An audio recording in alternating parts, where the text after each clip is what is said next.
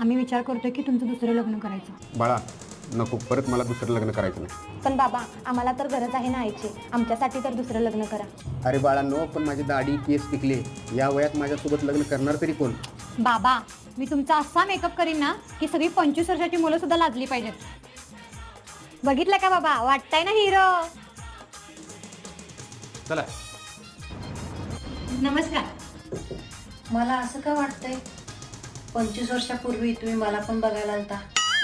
अहो नाही असं काय नाहीये. असं काय असतं तर आमचा दादा काय एवढा यंग दिसला असता काय? सुनीता,